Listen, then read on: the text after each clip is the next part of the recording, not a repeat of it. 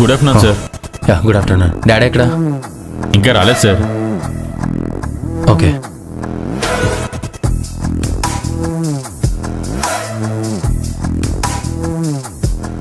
చూడండి, డాడీ వచ్చే వరకు మీ వర్క్ మీరు చూసుకోండి. ఆయన వచ్చాక ఆయనతో పాటు లోపలికి రండి. అలాగే సార్.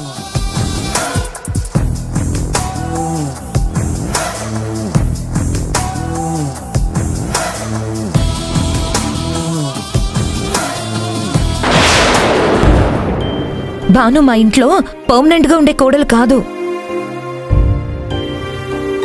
కోర్టు 6 నెలలు టైం ఇచ్చింది. అందులో ఇంకా 2 నెలలు టైం ఉంది. భాను మన రక్త సంబంధమో మన బంధుత్వం కాదురా. ఏదో దేవుడిచ్చిన ఒక అపురూపమైన బంధం. మనకి వాళ్ళ కుటుంబంలోకి వెళ్ళి ప్రశ్నించే హక్కు లేదు. మాట్లాడేయాలి. ముందు భానుతో మాట్లాడి తను ఎలా ఉందో తెలుసుకోవాలి. లేదంటే నేను ఏ పని చేయలేనా?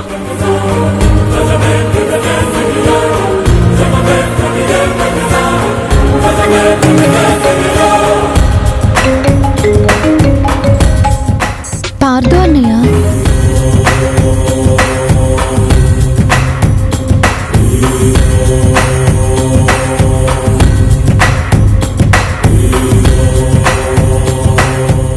హలో అన్నయ్య. అమ్మ భాను, ఎలా ఉన్నావు? ఏం చేస్తున్నావు? ఎక్కడున్నావు? సంతోషంగానే ఉన్నావా? అన్నయ్య, నిజంగా నిజం చెప్పమ్మా, నువ్వు సంతోషంగానే ఉన్నావా? సంతోషంగానా? నాకేం తక్కువ అన్నయ్య. మంచి ఇల్లు, మంచి భర్త, మంచి అత్తామామలు. అమ్మా, నాకన్నీ తెలుసమ్మా అక్కడ ఏం జరుగుతుందో. నువ్వు మీ అత్తగారి ఇంటి కోసం ఏమేం చేస్తున్నావో, మీ అత్తగారు నిన్ను ఎలా చూస్తున్నారో నాకు అంతా తెలుసు. అన్నయ్య, నిజం చెప్పు, నువ్వెక్కడున్నావు? నిజమన్నయ్య, నేను మా ఇంట్లోనే, అదే మా అత్తయ్య వాళ్ళ ఇంట్లోనే ఉన్నాను.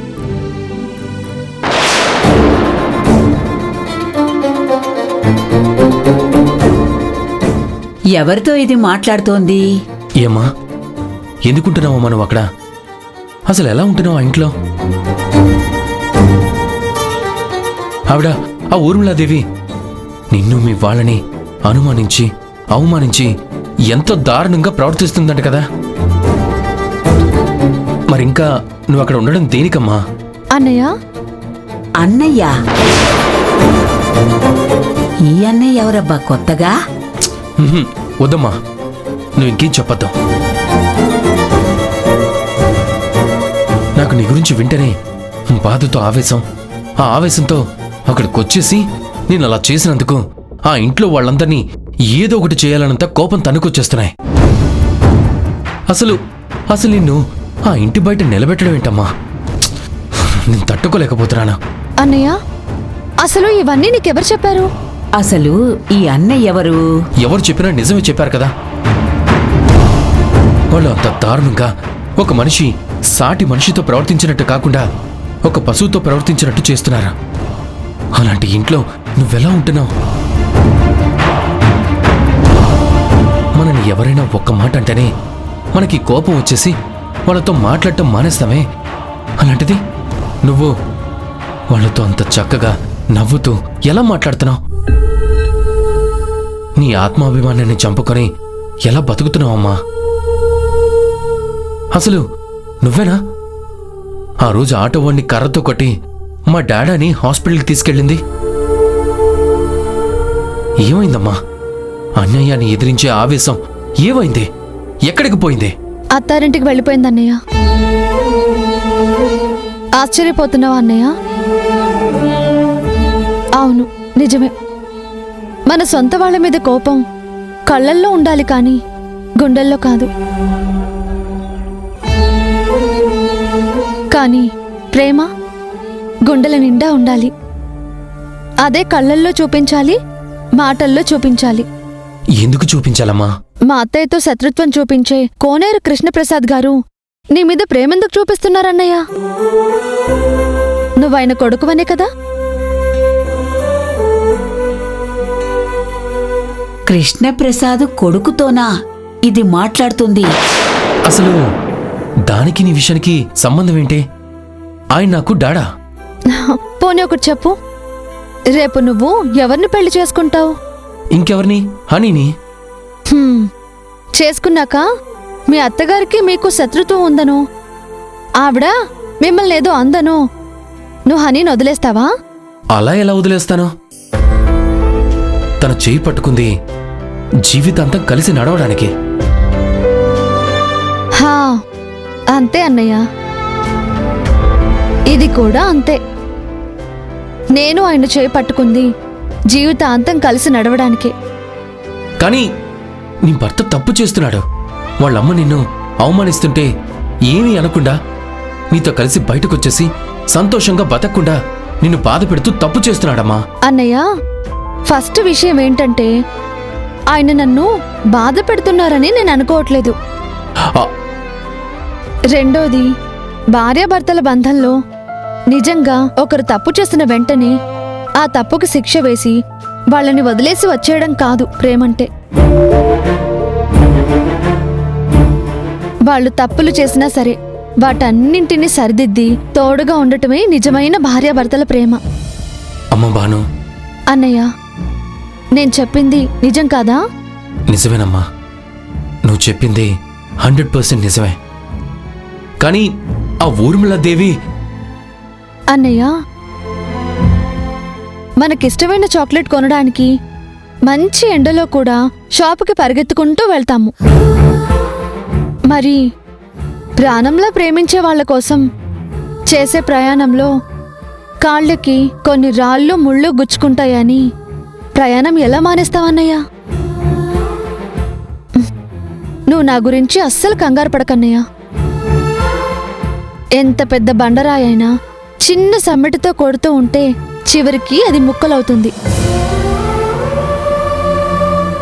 నా అభిమానంతో కొడుతూ ఉంటే మా అత్తయ్య మనసులో ఉన్న కోపం కూడా ఏదో ఒక రోజు పగిలి ముక్కలైపోతుంది.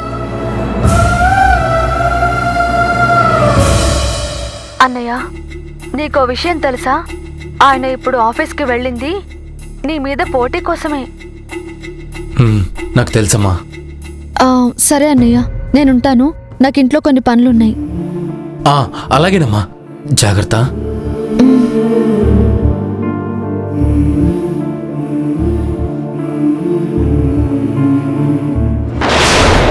అమ్మో, ఈ భాను ఏంటి ఇంత పిచ్చి పని చేస్తుంది? పోయి పోయి కృష్ణప్రసాద్ కొడుకుని అన్నయ్య అంటోంది. ఈ విషయం గాని ఊర్మిళకి తెలిస్తే ఇంకేమైనా ఉందా? ముందు దీనికి ఇలాంటి పనులు చేయొద్దని నచ్చజెప్పాలి. అమ్మో, అయ్య బాబోయ్. Good afternoon sir. Good afternoon sir. కూర్చోండి కూర్చోండి.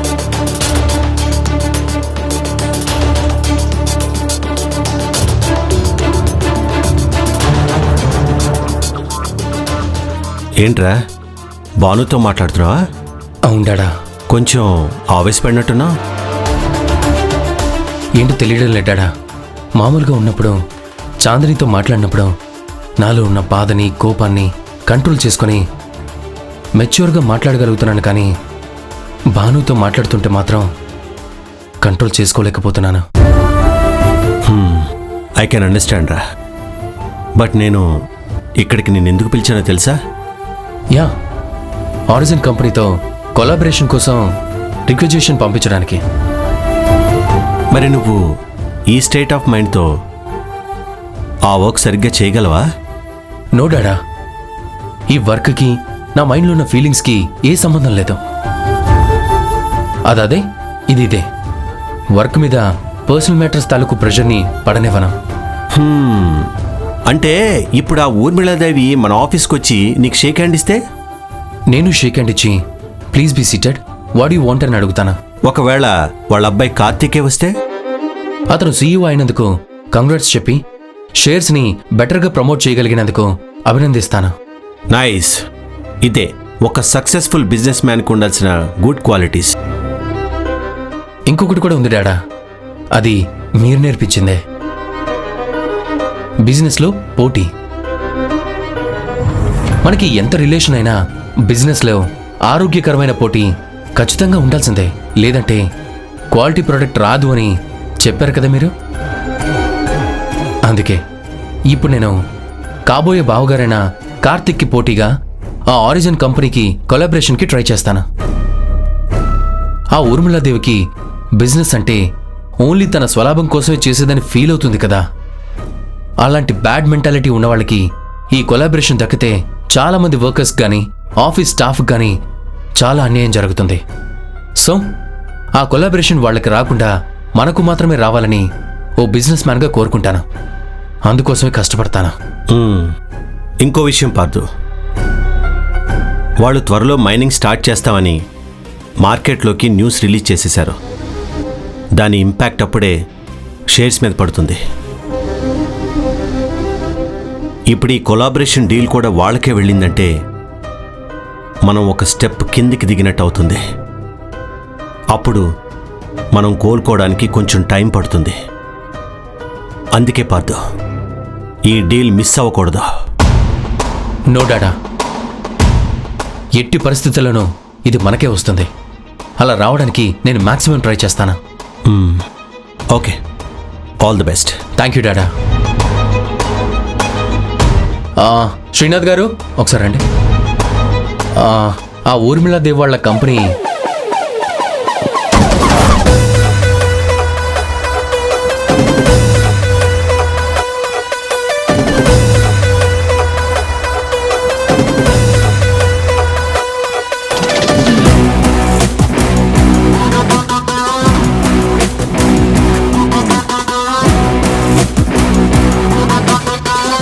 అలాగే సార్.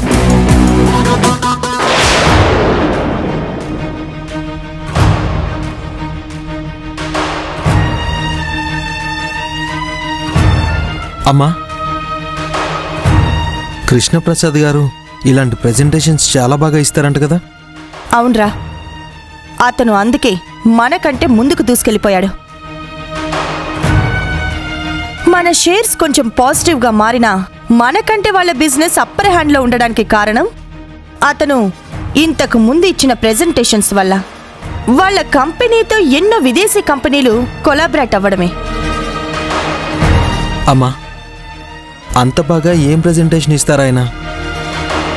అయినా అక్కడ ఉండే మ్యాటర్ ఒకటే కదమ్మా, మా కంపెనీతో కొలాబరేట్ అయితే మీకెంత లాభం అనే కదా ఎవరైనా చెప్పేది. అతను ఎప్పుడు కూడా మీకింత లాభం అని మాత్రం చెప్పడరా, మీ ప్రోడక్ట్ డిమాండ్ ఇంత ఉంది అని అంటాడు. మరి మనం కూడా అలాగే పెడదాం. ఆహా, లాభం ఉండదురా.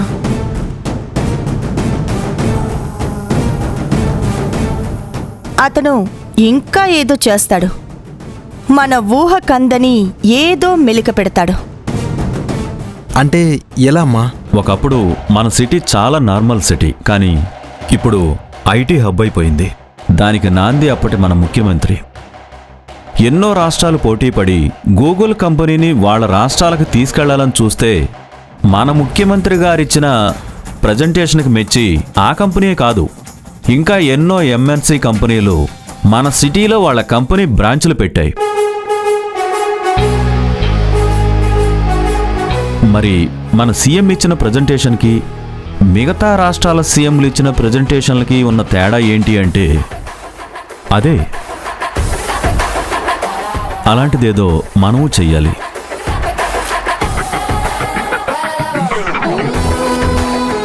మరిప్పుడు మనం ఏం చేయాలమ్మా? విత్డ్రా అయిపోవాలా? నో,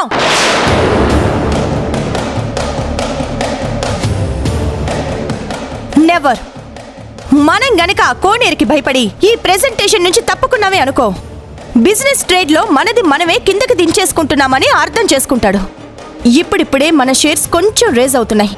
ఇప్పుడు గనక మనం దీని నుంచి తప్పుకున్నా సరే, అది మనకు దక్కకపోయినా సరే సెల్ఫ్ గోల్ చేసుకున్నట్టే.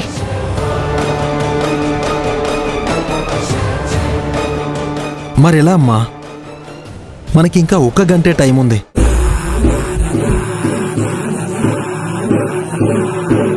ఈలోపు మన ప్రెజెంటేషన్ని ఆరిజిన్ కంపెనీ సీఈఓకి మెయిల్ చేయాలి.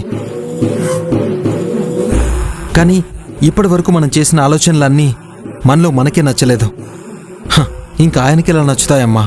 మనం ఏమని పెట్టాలమ్మా ప్రెజెంటేషన్?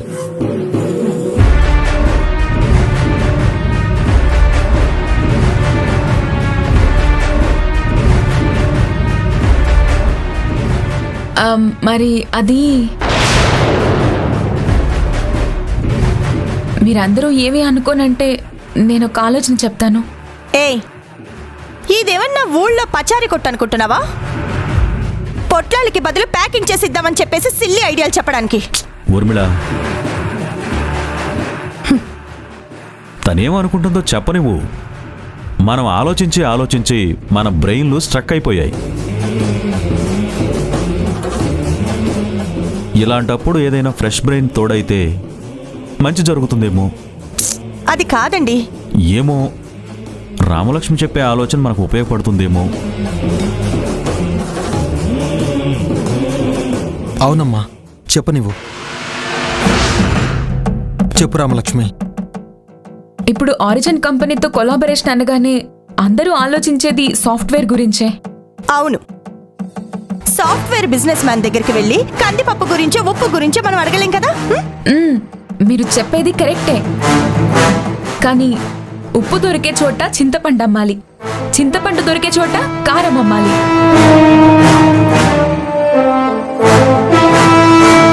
ఆ మూడు దొరికే చోట మూడు కలిపిన ఊరగాయ అమ్మాలంటారు మా ఊళ్ళో పెద్దోళ్ళు.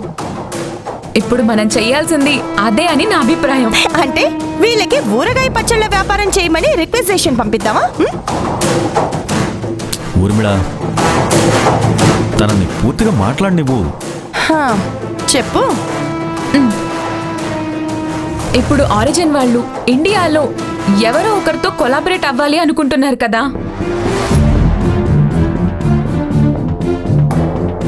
దానికోసం అందరూ రిక్వెస్ట్లు పంపిస్తారు, మనము పంపిస్తాము.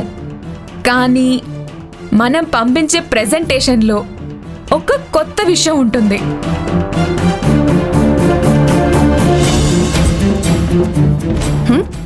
ఏంటది? మైనింగ్.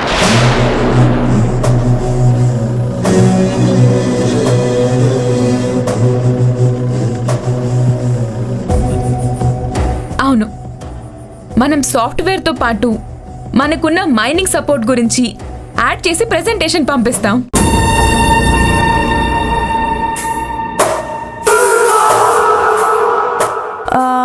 సాఫ్ట్వేర్ వాళ్ళకి మైనింగ్ గురించి ఎందుకు? నేను గంట నుంచి ఆ కంపెనీ వెలాబోర్డ్ గురించి తెలుసుకుంటూనే ఉన్నాను. అందులో నాకు తెలిసిందేంటంటే వాళ్ళు త్వరలో వరల్డ్ వైడ్గా మైనింగ్ బిజినెస్ కూడా start చేయబోతున్నారని.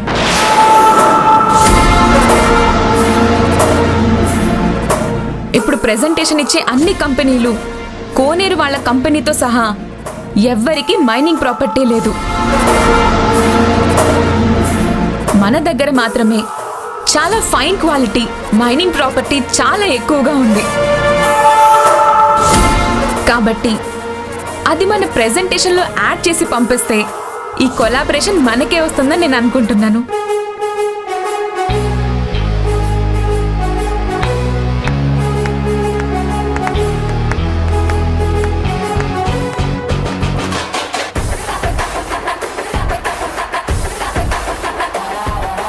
Ramalakshmi, super, very good, you done a great job.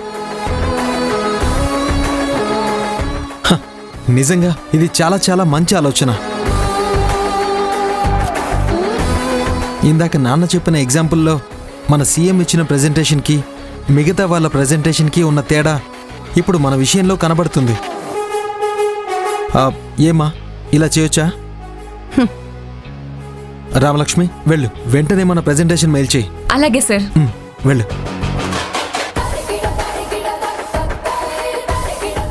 అమ్మా, చూసావా,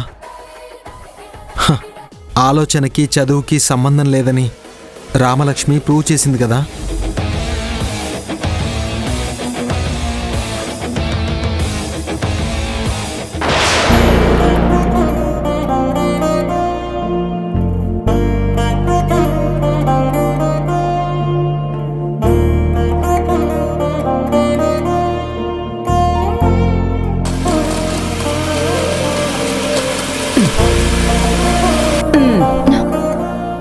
ఏంటి బామ్మా, ఎందుకు అలా ఆపేశావు?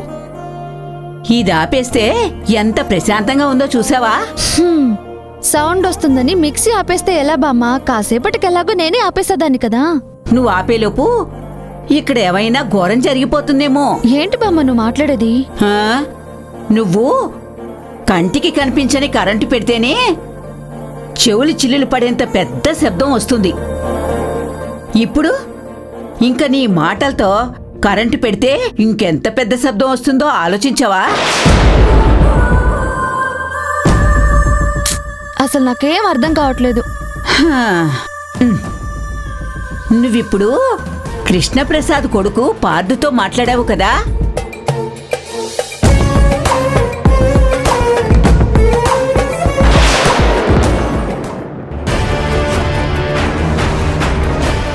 ఇంకా మెసేజ్ రాలేదేంటాడా? ఇది చాలా పెద్ద డీల్. ఇది గనక ఓకే అయిందనుకోండి, మన కంపెనీ వాల్యూ డబుల్ అయిపోతుంది. మెసేజ్ ఎప్పుడొచ్చినా మనకి అనుకూలంగా రావాలి. అమ్మా, మెయిల్ వచ్చింది. పాదు చదువు. So many requirements has come. That company is